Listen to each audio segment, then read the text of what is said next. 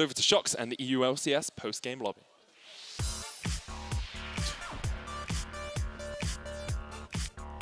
Just dancing jail tune. Hello, We're jamming. everyone. We're jamming. Welcome to the ELCS post-game lobby after week 4 of the summer split, where I am joined by Ender and still by Buivo as well. And then the Fisher is going to join us in just a little bit, but that gives us some time to talk about Misfits Vitality without his meddling. What did you guys think? It was a very action-packed game, and I think that's also what we expected. Buivo, what do you think it came down to in the end for Misfits? I think they put Talia behind, or they put Maxlor behind in the matchup, but I don't feel like Paranoia was being used very well. I think at the end of the day, they didn't, like, they forced this dragon early at like level 5, and they ended up getting it, but lost the fight like 2-0. So I feel like if they had just waited a little bit and waited on the Paranoia, I think this game would have gone a lot smoother, but I feel like they just got the bot lane 2v2 kill and wanted to get it capitalized even more. And they ended up getting punished instead of just resetting with the bonus gold, having a good wave, and just playing the game. So they wanted to snowball as fast as possible, but Yeah. that wasn't necessarily the right choice. Yeah. Right, it ended up turning into that fight, and then we saw so many fights, like not caring about the side lanes at all. It was just run it down mid all the time. And what a lot of these fights came down to, it felt like, was immediately you'd see Hansama get bursted down, and that made the fight look really good for Vitality. But then the tanks that were able to build so much MR never could get shut down on the side of Misfits. That's what you were saying. You end up with so much AP, and when you're up versus the tanks, there's no way to kill them in the end of And Nocturne's not going to kill anybody other than Hansama, right? He's just like... He's doing his job. Yeah, like he's just going in, he's killing one guy, and then he's like, ah, guys, I'm out. Yeah, I've done my job, you know? When I was watching this, I thought this was a typical Vitality game, and that they were proactive and maybe a bit too proactive. And something we've seen pop up with Vitality in the spring split, and which could be a concern, is that when they do get behind, they have a very, very hard time getting back in the game, despite starting fights all over the map. So they need to find a way to temper that, because I did think also in this one, every time they could, they pulled the trigger.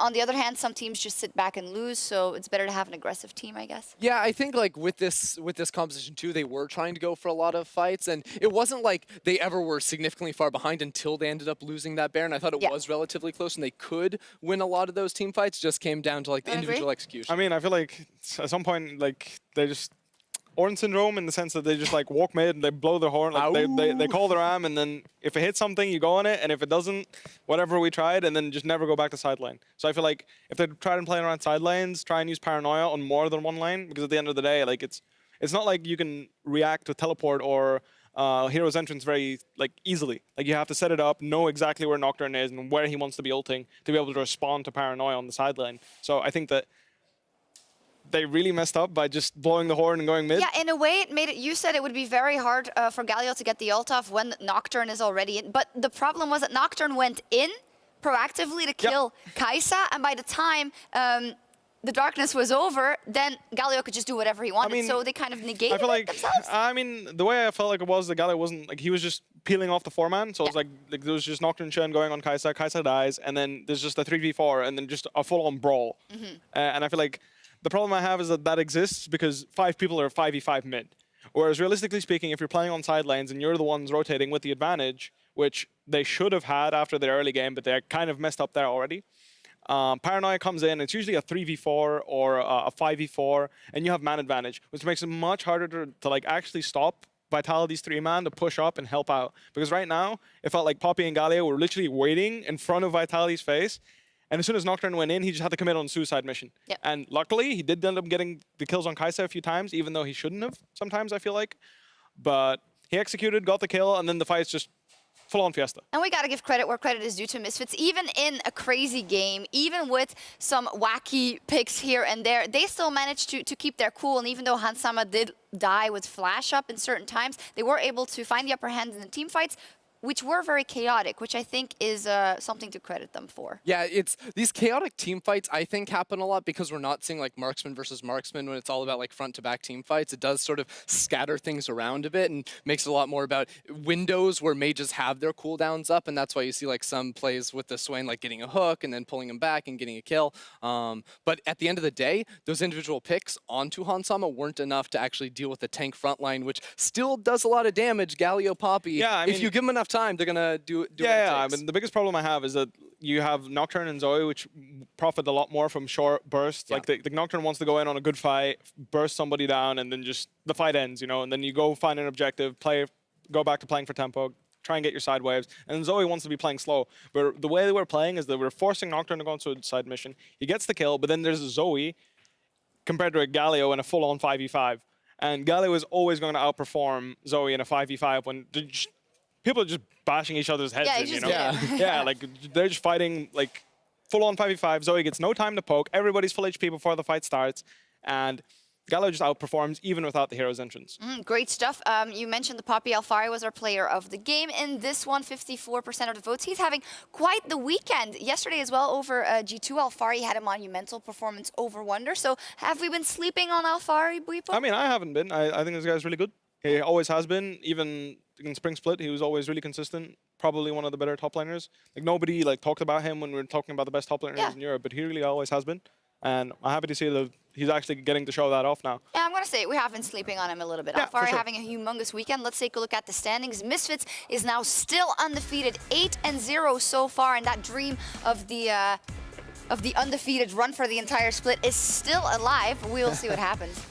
I mean, yeah, they're just starting to break their way apart from the rest of the pack here with G2 losing that game against Giants as well. They're looking pretty commandingly in first place. That they are. There's a chair, so the Fisher, you can join us. Now? Yeah, you're allowed. Okay. That's good. Kicked away from Join us. What are we talking about? Misfits winning. Oh, yeah, great Misfits team. winning and us sleeping on Alfari because he's actually really good. Called it week 1, he was great. Yeah. Yeah, Let's no. get that And to be clear. fair, he's been on an island on Mundo in like half the games, so he's not exactly the guy you talk about. I But mean, now he's on Playmaker. That's the top laner nowadays, no? Yeah, for some at least, yeah. Other mean- people get to play Hammerding and bottling. Fisher, can you give us your quick TLDR of this game? Hourglass/Stopwatch really good against Nocturne, all in. Alfari's Poppy really good against Attila Swain, which meant that suddenly there was no damage coming from Vitality after the initial engage. I think that was the key thing to win the team fights. Great play from Senkux and Alfari together. Yeah, great play from Misfits overall again, which leaves them, as said, at the 8-0. So let's look at what else has happened. G2 Esports went 0-2 coming back from Rift Rivals. That's not so good. And especially surprising that they went down versus Giants and that they had Aatrox. It almost seems like that's something that may never happen. How much should we read into this 0-2 week from G2? It's tough because I think against Giants, they sort of got dragged into the mud a little bit and were just going down mid lane, much like this last game we saw, and just fighting constantly, when in reality, they could have played the macro game, controlled their side waves a lot better. And I sort of want to write that one off as they go back for a week and can come back. But losing against Giants as G2 should never be acceptable. Well, we do have a tweet from Ocelot who went to Twitter after the game and said, well, all the teams that are coming back from Rift Rivals aren't doing too hot. I'll let you make your own assumptions. There we go, the Fisher. What I are don't know, your Splice assumptions? completely destroyed Fnatic yesterday. Yeah. That looked pretty good. Obviously, Fnatic was mean, the other it's Rift all Rival Rift Rivals team. teams. I don't know. There is definitely something where you lose practice time. You will be a little bit jet lagged. That is, I guess, a fair excuse. I mean, I don't think he's looking Were you for an actually excuse jet lagged, per though? se. I mean, I feel like it's a matter of underperformance, and you have it an is, but excuse is to it then underperform. because of... I mean, I think it obviously makes a difference. I feel like you're obviously traveling for an entire day. You're missing an entire day of practice, which other teams are getting. They're also continuously practicing. So, They get to watch your games at Rift Rivals and for potentially example, pick up like, on things. exactly. I guess what the idea is like, what do you get out of it, right? And I mean, now NA obviously saw all the strategies that EU like to use in EU, and they also use over there. But on the other hand, I think there's also a valuable experience in going over there and scrimming teams that you wouldn't have scrimmed and you probably will have to play against at Worlds if you get there. So does the good outweigh the bad for you? I mean, I think it does. I think it's an overall good experience to go. But I think from a competitive standpoint, for the regular split at least, it's not worth it to go because like this week, you're almost always going to, well, you run a higher risk of underperforming, basically. So like, I feel like you need 1 or 2 weeks to get back into it because not only do you scrim against other NA teams, you're also experiencing a different meta. NA teams aren't going to playing the same stuff that EU is right now. So like, for example, specific champions that like were really good in NA aren't as good as in EU, for example, or could not be. Like it kind of depends on how the meta is, but there was obviously also Korea happening or the LPL, LCK, and I believe it's Taiwan. Yeah. That was playing together, and the EU teams that were practicing here got to absorb all those games, whereas we were obviously playing ourselves, so we didn't get to just adapt immediately, That's right? an Like we interesting can't just point. take what we see from that Rift Rivals and throw it into a scrim. we have to throw it on stage. And then is the question you have to ask is like, are we going to first time a strategy because LCK did it? Sometimes yes, but generally speaking, I see you what want you to mean. practice it. I think it's fair, the point, especially that Yeah. you do lose that time and then you have to fly back. That isn't ideal. It would be ideal if you had a bit more time to adjust. Would say overall, you guys did all right. 1 in 1 Yeah, I week. mean, How do you look back overall? I feel like we lost the game. Spice didn't win it. I feel like they had one good play on me in top lane, but that was again me inting, so whatever.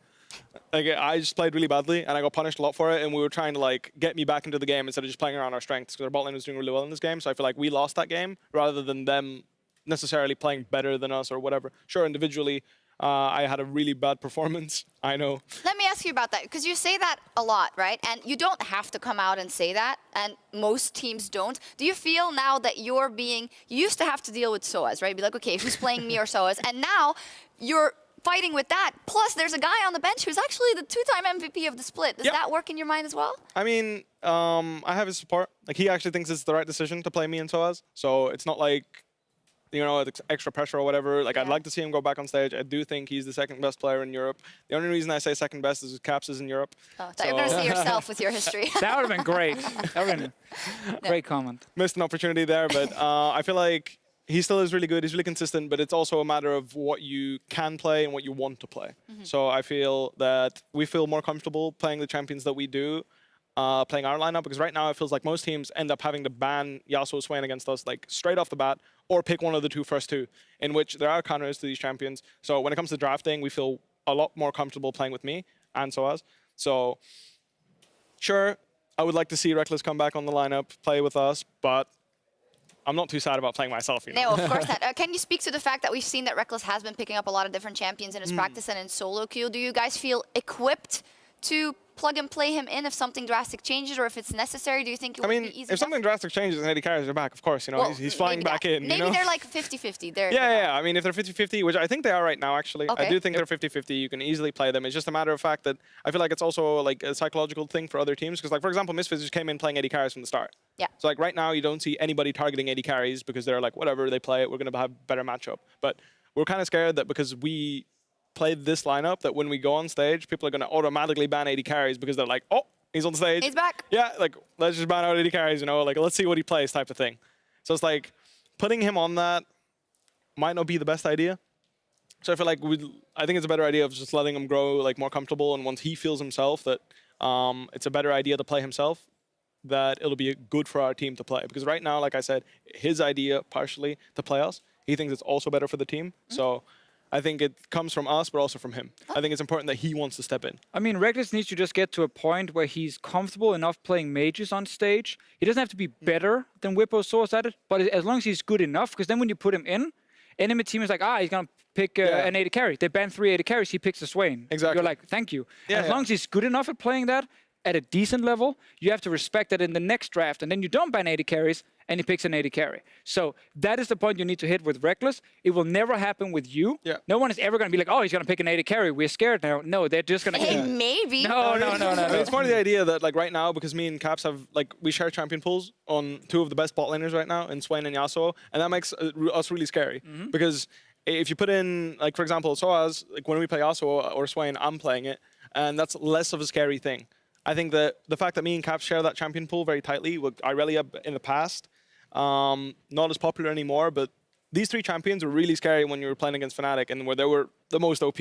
Yeah. So I feel like Yasuo and Swain are still really OP, and it gives us just those 2 free bans. Huge mental advantage. Just going into any draft and you ask any coach, you get 2 bans for free. Do you think you can win draft? I'm pretty sure they're going to say yes. I mean, that makes a lot of sense. I also think, to your point from Reckless, he does have to be comfortable, because you don't want to be a guy who's like a fantastic AD carry, a fantastic player overall, and you come in and you don't feel practiced enough and you suck on these champions. You're just a liability, yeah. Yeah, you're a liability, indeed. So I think we can all agree with the arguments you delivered. And, you know, we love having you on the show, so it's cool that you're playing, Whippo. Thank Awesome you. stuff, yeah. I like being here too. Okay, there we go. Let's take a look at one other team I want to touch on, which is FC Schalke 04 at 4-4 at 4-4. These guys are back. The Fisio, you're their biggest fan. I know that. But this 2-0 is the first 2-0 they have had in 2018. And for me, that really means something. This feels like it could be a momentum change for the squad. Amazing also tweeted right after the game of like, I'm on the high from that 2-0. I want to go straight back into those next games. Yeah, and we meme it up a little bit, but Week of the Duck was definitely a thing on the funnel strategy. Then he had his chance on the Aatrox as well and was absolutely dominating in those games. So it's exciting to see him get back on the right foot because that's been one of those players that's been a little lacking for us in the last few weeks. Yeah, and they still talk about how mid to late game there's a few issues, but the early game is actually looking way better. And that's at least a very big positive because in the past, they had a very passive early game. It kind of felt like no one would really put up a fight, and most teams would just kind of run over them before they did anything. Doesn't seem to be the case now. Yeah, the Aatrox was a big part, because you have to constantly be aware of what Aatrox is doing when he's in a game. But the rest of the team were also like upset actually, and Vander made plays in the bottom lane, something we don't see. They got kills on the You were Vladimir. calling out upset at the beginning of the day, so Yeah, I didn't see him definitely in the delivered. first 3 weeks. So the fact that he showed up in week 4, that's what Schalke needs. They need more players who can actually be a threat. Fantastic. And I was looking at the standings before, and I feel that it might just be as close as it was in spring for the playoff race. Except we have 2 teams at the bottom who need to start picking up more Yes. wins. But Giants just beat G2. That's true. Yeah, there That's we true. go. It's happening. They're the second best team in Europe, baby. Oh my God. If they win a couple of games in a row now, we have like 9 teams Hey. fighting for playoffs, and it's okay. Hashtag every game counts. Yeah? If we use it too much now, we Yeah. can't overuse it week Okay, 8 and that's 9. true.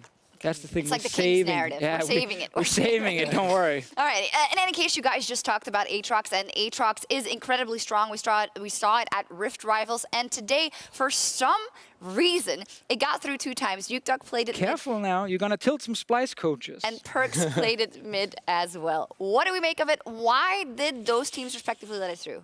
So to me, the reason you let it through is because you know it's going to get first picked, which means you already have your draft. We know from Splice that's not the case. Well, it gets first picked. Yeah. Yeah. So you know it's going to get first picked. That's the whole point of it. So you plan your draft, you get your bans, you know this is going to be the first pick, and you know you can trade. And that's the key. If you can trade it for 2 power picks on your side, you get 2 for 1. And then it doesn't matter for you that this one is probably the strongest of all of them. And then what we have also seen is teams do not play into Aatrox, they play around him. And that's another key thing because it's not like he's just level 1 going to one-shot everyone. Like, you can go top lane. Okay, fine. He can probably combo you down, but you're not automatically going to lose to him in the mid lane if you can then go side lanes and actually get an advantage there with your power picks. The draft is right here on your screens from Splice. So what was the mistake? What other picks would you have liked to have seen then in their first rotation?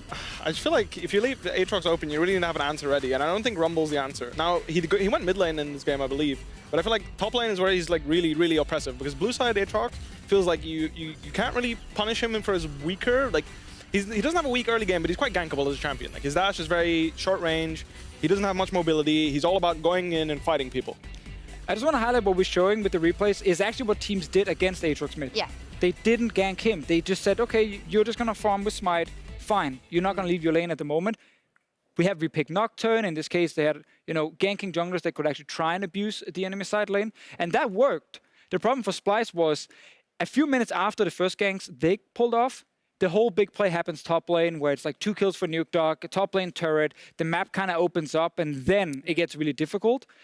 Against Giants, that didn't happen. No, and you might argue that the Nocturne with Blue Smite, the Aatrox rider didn't even need any help, Nuke Dog. He went to Raptors, he went to lane, he almost killed Niski, Yeah. and you've got all the pressure in the world. And that is where I'm inclined to say that's not player ability. That is a very strong champion who literally just walks into The thing about lane. Aatrox, I feel, is that no matter what you play into this champion, he will be stronger than you at every point of the game. Yeah. He will be just straight up strong. He'll be stronger 1v1, stronger 5v5. Like, sure, his team fighting isn't, like, oppressive in the sense that you can't play around him. It's just the fact, it's oppressive in the sense that he runs at you with his passive or with his ult, and then he's just like, well, if you don't kill me, I'm going to kill you eventually.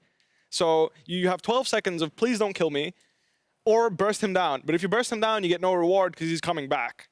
So we have a playtester here, an ex-playtester in Ender. it's true.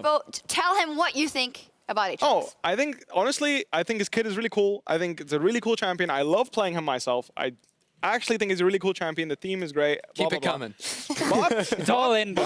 his early game healing is the most disgusting thing I've ever seen in my life. This champion will push the wave and heal 200 health per minion wave from level 1. Like not 200, but you get my point. Sure, He's healing so much HP off of pushing the wave. So the problem with Aatrox right now is that you have to all in and kill him, but he has a revive. So if you don't all in and kill him again, he's going to heal 1 billion health off the minion wave. So I think if you just cut down the healing on his E to be like 5% to 25%, so have some scaling going on there, he's fine. Of course, you would probably have to touch up his damage on his Q because it's pretty disgusting. See how too. it's not an easy job, like this tuning? I mean, I think it's really simple though. Okay. Like, you just cut down his early game healing so he can't just heal his way through the laning phase. Take like, I played him at Rift Rivals. I lost 80% of my HP. Huni lost 40% of his HP, and then I healed back the rest and killed him. So that's pretty unbalanced. So I feel like if this healing gets cut down, at least if you take a bad trade, you feel like it took a bad trade on Aatrox. The enemy laner doesn't have to int to try and like stop you from healing. Because right now it's healing too much, and he has too much gank set up to go with it. So if you play too aggressive, oftentimes you're going to get ganked and die. And if you play too defensive, well, he's going to eventually land poke and just heal you out of the lane. Ender. Yeah, I mean, I think the sustain in lane is a little bit fair. His laning phase to me feels like where he is like just miles too strong. Yeah, for sure. In the current meta, like moving forward through the game, he does have a lot of great strengths and like small skirmishes and all that great stuff. But I like your point about the healing. Yeah, but just got down to like not gut his Q damage, just Sure, touch it up a little bit. I like that his Q like feels like it deals damage because I think that's important for the top feeling of the laners champion. especially I mean, also. like you know what I mean? It's a clunky ability. Like you have plenty of counter play around it if like you know it doesn't one shot you. Because right now you get hit by 1 Q and you lose all your HP and he's already won the trade. I want to know though, Ender, from playtesting and designing Aatrox, like what was the ideas around the rework? That he was supposed to be a split pusher, or that he was supposed to be a team fighter? Like what was kind of the philosophy around how he ended up looking? Right. So there were a few ideas. Originally, we were going to try and move him into more of a juggernaut category, which we ended up deciding he fit more as like a fighter. And obviously, there was a lot more like emphasis put on his actual abilities in the kit as opposed to auto attacks. So split pushing was never supposed to be like where he really shined compared to like the old Aatrox, who eventually gets like lifesteal items and just like train wrecks through you in a side lane. So it was definitely much more about the early fighting with him as opposed to the split push. All right, see, you can get more information and insight into the designing of the new Aatrox on youtube.com/LOL esports, because Ender, you actually talked to the lead designer, Yeah, I Jack, did. about, and there's also some footage in there that we haven't seen yet when he looked really scary for some of the abilities that didn't make it in the end. Yeah, so no, guys we check have that like out. clips from that playtest. I was actually in the playtest. It was pretty fun, but all that temp VFX, it looks pretty janky, but it's still really cool to like sort of see what you actually have going on in the internal environment. Everyone's gonna flame Ender now. Like, how did you let this go through? What happened here? That's good for Twitter interaction, at Yeah. EnderCast on Twitter. And TLDR, if it's so OP, ban it, and that's what we can see today. I still. So I came into this saying 100% perm ban, 0 chance anyone is gonna let it through. There's always some teams thinking, no, we can deal with it. We can trade properly for it in the draft. We can play around it. So I'm taking a slight step back and saying I want to see more. Are you saying you were wrong? Slightly? I'm saying Deficio was wrong. Not fully wrong, slightly wrong. I mean, he did look really good in the first game he played, and he also looked very good in the second game, but his team around him Perks died. lost with it. Perks was like 9-2 on it or something. I'm saying you're like, going to be wrong. Ban the champion really fast. Wait, I think the champion is disgusting. Slightly. You can leave it. I just want to see teams try and leave it open The answer again. is, what do you pick into it? That's- That is the point. What do you pick All into I'm it? going to say here is, I would ban it as a coach. Good. I can see some teams be like, we got the plan. Like Giants did, saying like, this is what we're going to do like against Echo it. Fox did, play Renekton into it. That was garbage. We don't want to see that You know, one. like, you're going to play Rumble into it, you're going This to is die EU every LCS. game. We You're don't gonna talk play about Renekton NA into it, teams. like he's just a straight better champion at every point of the game. I'm with you, Like, bro. I said perm ban. I said perm ban. Yeah, but you said you want to see more of people leaving it open. Because we clearly have 2 teams thinking you can do it, and one of them Yeah. won in Yeah, it. Is it when they pudding? forgot. I'm pretty sure on the interview it was like, oh, did we leave it open? Actually, that the reason? Joko said, on the first pick-up demo, we already realized we forgot. Oh, really? I Oh, we have one team then. Yeah, It's only Spice then. I don't want to misquote him, so let's see. But it would mean that Giants are amazing at deciding on the fly what they can do versus Aatrox. Or they killed the other 4 players that played extremely poorly on the side of G2, and it was only Perks who was getting fed on Aatrox. Or that. So maybe you can't 1v9 on the champion just yet. Yeah, even if you're Perks. I mean, I Alright, don't think we'll he's leave actually a that. 1v9 champion either. There we go. I don't think he's a That's champion. the solution. Kill like, everyone else. Yeah, like I don't think he's a champion that will go in and like you can have 15 kills and you will actually kill everybody on the enemy team unless they don't know what you're doing. They definitely kill one. Yeah, that's for sure. You'll kill 1, 2, or 3. But like you'll go in, you'll revive, and after you revive, you actually rely on your team because you have pretty high cooldowns. You So can only need kill to- 3. You need to get more than 1 rotation in to kill everybody. Like it's like 1 rotation per champion, you know. And obviously it's pretty broken. Splice will leave it open next week. Guarantee you. They will try and prove everyone wrong. Wrong. I hope so. Let's see what Peter Dunn is up to next week. Moving on, though, we asked you, Ender, to make a tier list since we're pretty far along in the split and actually in the year. And it was originally going to be before all the shenanigans of 80 carries. Now it is bot lane carries as a general category. So present us with your list and who's number 1? Number 1 is Hansama. As I said before, I think they're the best bot lane in Europe. But I got you at number 2, Biffo. Well, where's Soaz? So Flash hasn't only played played enough one. games. He hasn't played enough okay. games. Only 10 I'm spots. number 2. Yeah. Why am I number 2? Yeah. I play more champions. Whippo, what did we learn number after 2, the man. first time you were so cocky after your first I mean, games? You gotta- occasionally I play really bad. Like I admit, I don't want to say I'm really inconsistent, but there is definitely some inconsistencies in my gameplay pattern, and I get punished from time to time, and you know it feels pretty bad. But I feel like the first time I personally felt like that I was the reason we lost the game was yesterday, actually. Yeah. So like this was like I was like, okay, this one is 100% on me. Like if I play like a human And being, you were we top would lane. win Yeah, you this weren't game. playing bot lane, man. That's why it Exactly. didn't So, impact I'm your still on rank. number 2. Exactly. And Thanks, bro. if you actually look at your laning stats, they're pretty insane. Oh, really? Yeah, no, like actually, they're, I they're had very the 1 good and laning 6 Swain stats. game, no? Like I was against G2, like I was just useless. Apart from that, though, like overall, Yes. I'm talking. But the other surprises for me were actually like Hjarn and Attila coming in, because I don't think I would have rated them nearly as high last split, and the meta's really favored them being able to play a lot of these different mages in the bottom lane and show other stuff other than the traditional. So what I'm seeing is a lot of the people down at the bottom, Upset Sheriff and Steelback, and then Samak is now ill, so we don't exactly know where he's at right now. But those 3 are in the category of teams who are not very proactive and who have historically in the past also gotten their wins off the back of very long games where they could clean up in the end or where they could become very strong and scale into the late game team fights, which is I think exactly why they're this low. Yeah, there's definitely a lot of those 80 carries who do not enjoy the new meta because it's not the traditional old 80 carries for them. So I think it's fair. They dropped down Copy is another one where I feel like last split, he was rated very highly by a lot of people. Splice relied a lot on him to be the main carry in late game fights. Not been the case here. He's been slow to pick up the new picks. Let me ask you something though, Defisho and panel. So yes, the meta I'm glad is I get my different. name. Yes, the meta is different. So, you know, it's just very snowbally and games end pretty quickly. But in general, as an AD carry, if your only strategy is to scale into the late game and win those late game team fights, that's just also not viable in any meta. Like, you should be able to put some pressure in the lane in general. So, what do you guys think? Spring split? We kind of want Sprint Flick doing that. Yeah. Like, oh, we won't fall that far behind. That's kinda Eventually, we how we- outscale. but Spring split? that's a good point. But You you obviously know, can't lose bot lane super hard, That's what I'm but you getting at. don't have to Yeah. win the lane. Typically, a lot of bot laners also feel like in order to win lane, you have to play aggressive and you actually have to take chances, which is something you don't have to do if you know your team fighting is better than the team you're playing against. If you look back at Spring Meta, Fnatic specifically had that mindset. I know a lot of the other teams, like H2K, had the exact same mindset in it. So if you just have a great team fighting AD carry, like good at positioning, good at knowing exactly when you can step forward and deal damage, you don't need to gamble on winning lane. I think other teams like Misfits played the opposite way, where they tried to all in laning phase. They tried to play super aggressive in the early game, which also backfired in some of their games. So it is obviously 2 different strategies. If you are used to playing late game, if that's your preferred style, and then you suddenly have to play Swain, and you have to try and be really good in the laning phase, and you just suck at Swain, you're obviously not going to do well. And that is the big problem for a lot of these guys. We only have 1 top laner on this list.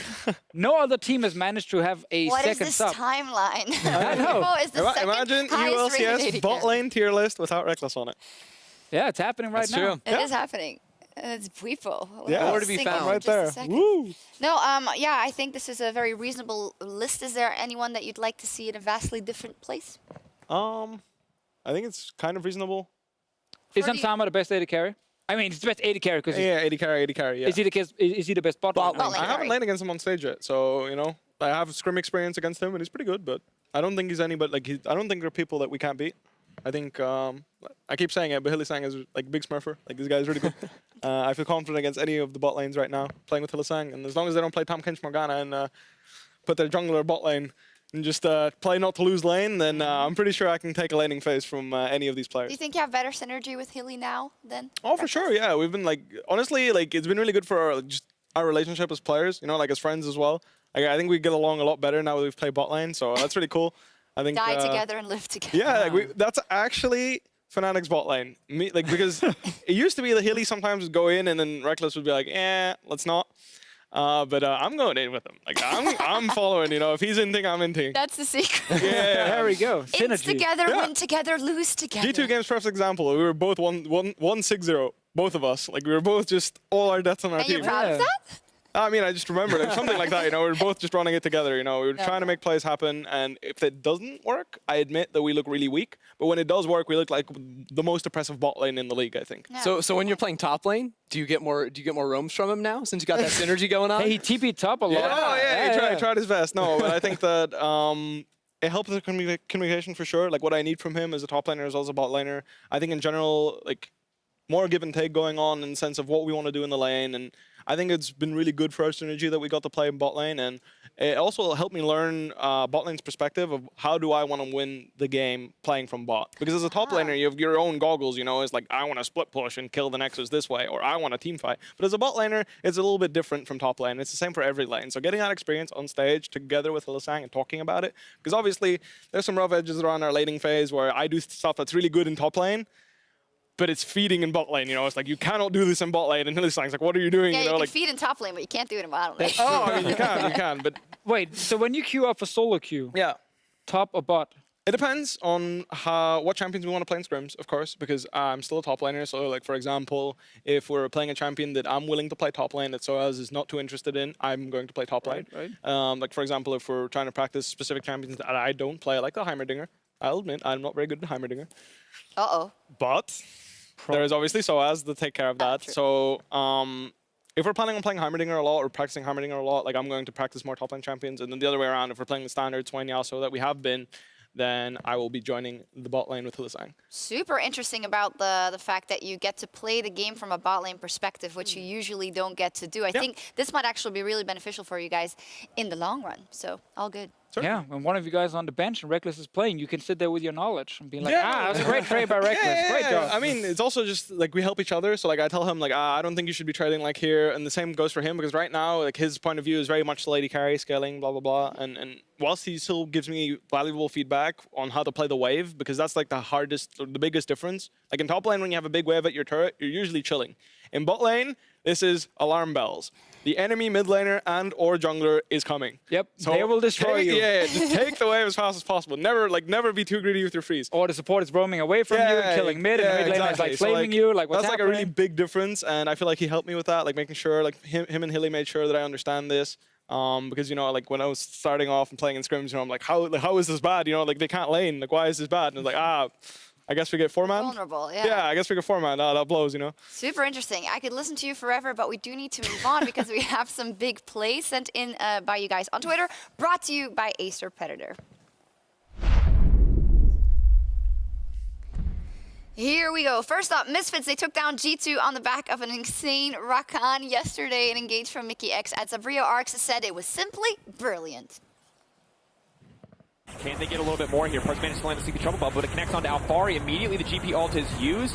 Angus wants to finish that one out. The Ziggs ult is used too, but Mickey X is on the backside. Immediate ulti right in the middle of everybody. Lambs respite, but just call it a brief break because it's not going to do much else. Hansama taking down Yanko. Senkuk's there for the cleanup. Misfits obliterating G2 in this exchange. Help. I'm coming from behind. Wait for Mickey. I'm ready for Mickey. I'm ready. Go. Jump in long.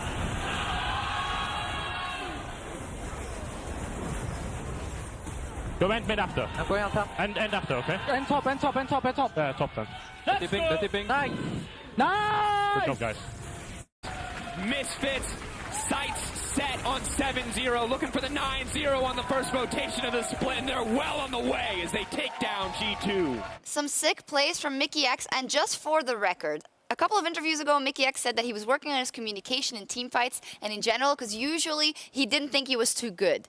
This morning we rehearsed and we wanted to talk about Misfits, and the Fisho said, no, he doesn't say anything, he just goes in. The proof is in the pudding, he called it. I said what he did is go. Okay. He said, Did I'm you hear coming in that? from behind. He did say that, and he said, let's go. That's... And then I heard go.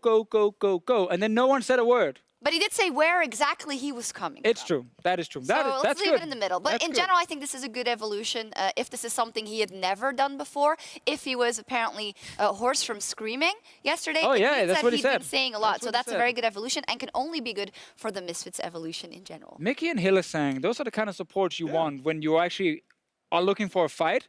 Because you know they will never not go for the engage if they see the opening. And they always try to find these like unique paths. Like he actually, as the only player, ran all the way behind G2 Esports and engaged and surprised them. That's absolutely lovely. I'm pretty sure this is a Hillesang thing to do. It is also Hillesang to do. That's what I mean. These two guys will do it. He loves it. A great play. Our next one is because Deficio said it's the year of the duck. It's back. Schalke's mid laner, he lived up to the hype Week this of the week, dog there. That's fine. taking over the team fights in his first professional game on Kai'Sa.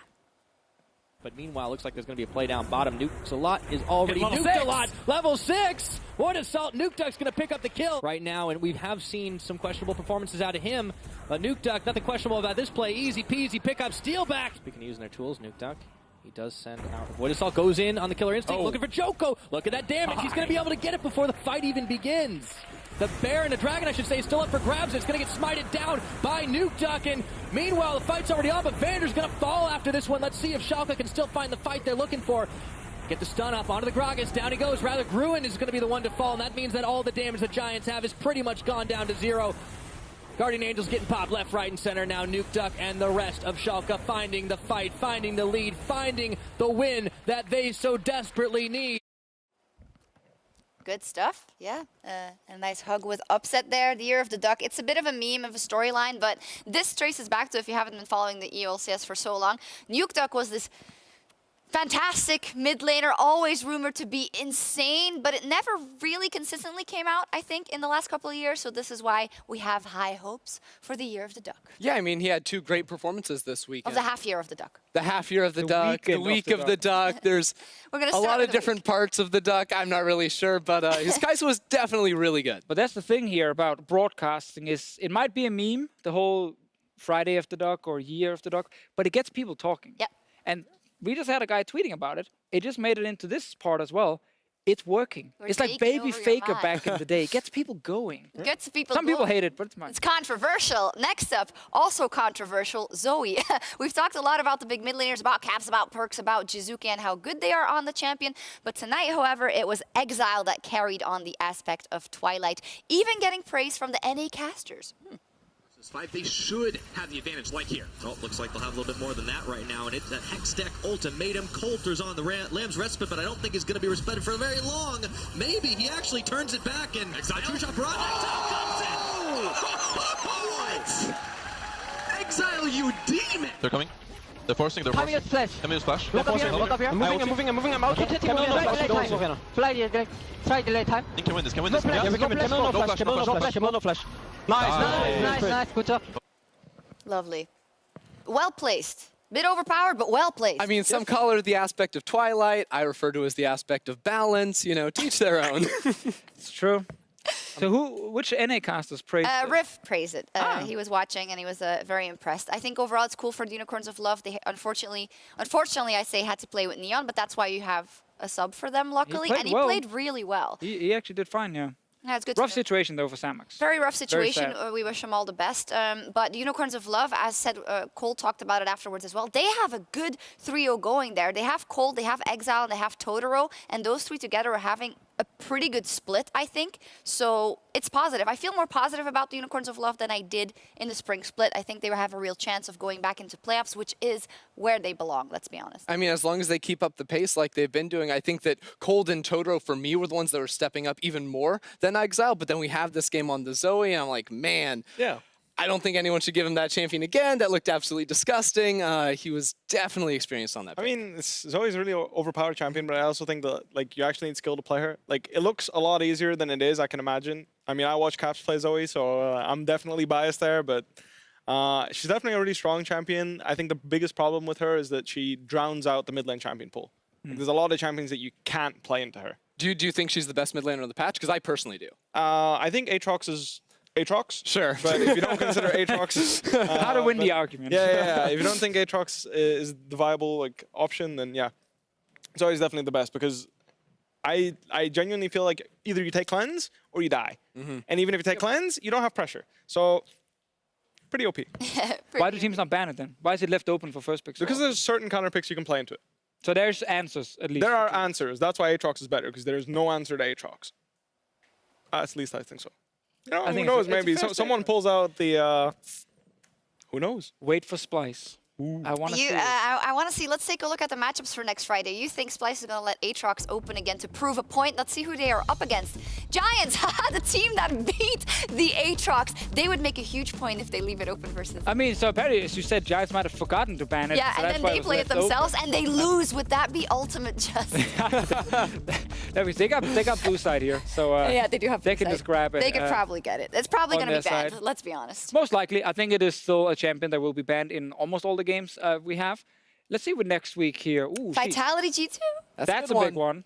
That is definitely a big one. I think the Fnatic Unicorns of Love game, like, I actually want to know from your opinion, because Unicorns of Love are down the bottom. They were at the bottom last split as well, and yet every time we talk with teams and players, they actually have a lot of praise for them and say they are playing better than a bottom LCS team. Like, what's your opinion of Unicorns of Love? I think they're pretty good, but I think the biggest problem they have is that their side lanes are a little bit wonky sometimes. I feel like White Knight is generally consistent if he gets his champions, but when, you know, like, they try and do like new stuff, be creative and pick ban is where it goes wrong. And I feel like that's kind of the trademark for Unicorn, so they end up doing that, and then that's where it goes wrong.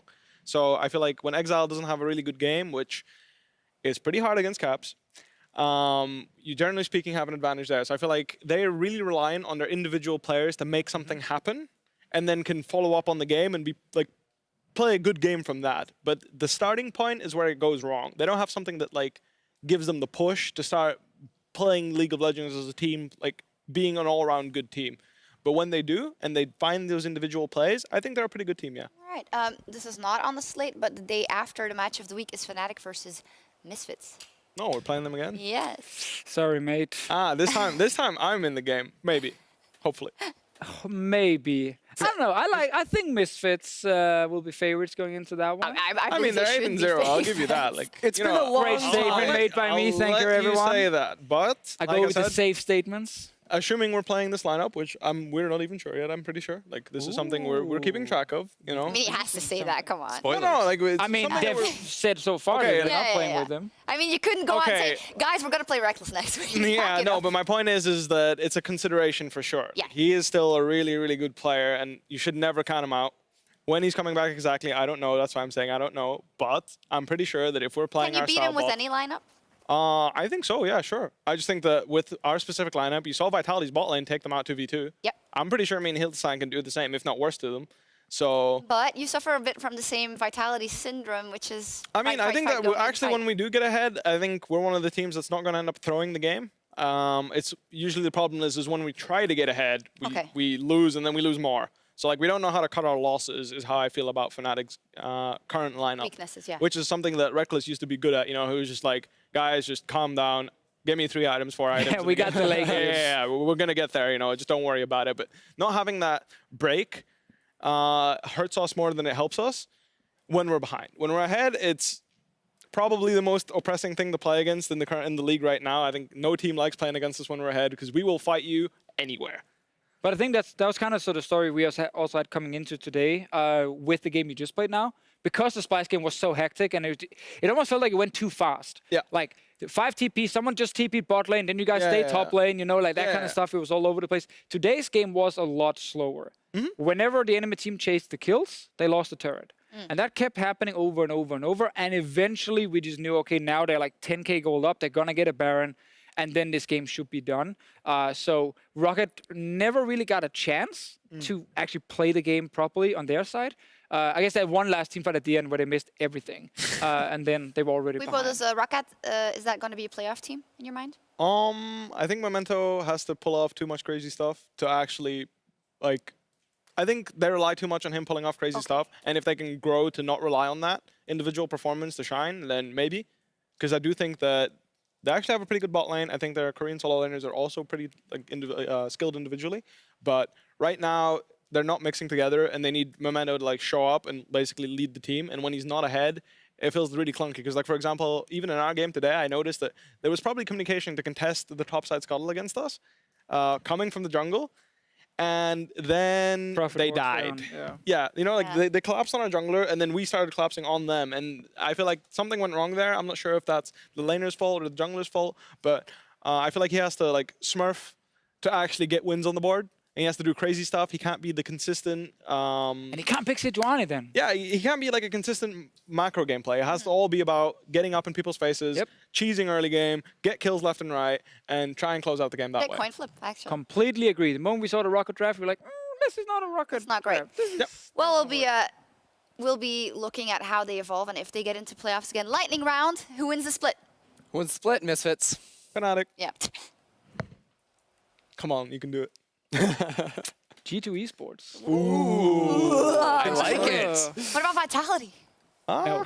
No. Okay, maybe. We'll see. I hope it gets interesting, and I hope things get completely turned on their heads again for playoffs. This has been very lovely. We're almost going to say goodbye, but I also need to tell you that you can just keep watching because the NALCS is going to kick off with Echo Fox versus Counterlogic Gaming.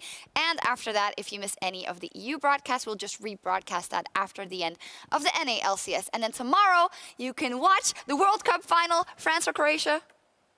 France. I No, think I think France will win. France. No, I mean France beat Belgium, so France has to win. Yeah, we have to have lost against the later winner, I think. Yeah. Sure. I think France will take That's the it. same with us. We I hope lost to it's- RNG, so it's not that bad. Oh, I see what you Not mean. I that see what you, bad, well, we hope it's fair games in the NALCS and in the World Cup final. That is all from us here in Week 4. It was very interesting. We've a lovely guest as always, and we will be back next Friday for more action in the EULCS. Have a great night. Doei. Bye-bye.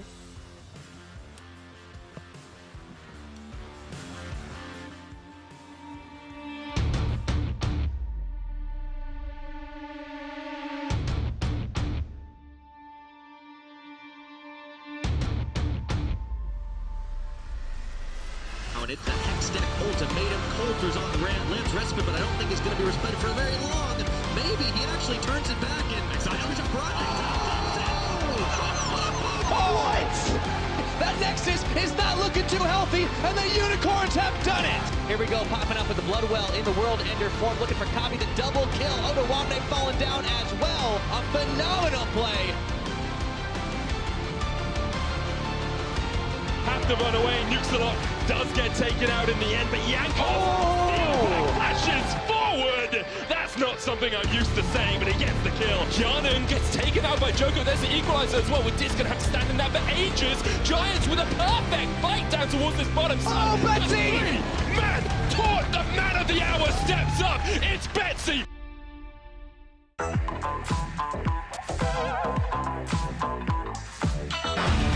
So as goes to sleep, goes to bed. He meets the savior the Rocket need today. No, he cannot. And this is a clean ace for Fnatic, and it's gonna be the game. 27 minutes and a resounding victory for Fnatic as they go 5-3 in the EU LCS. Well, then we're gonna jump onto Summoner's Rift for the final game of the day.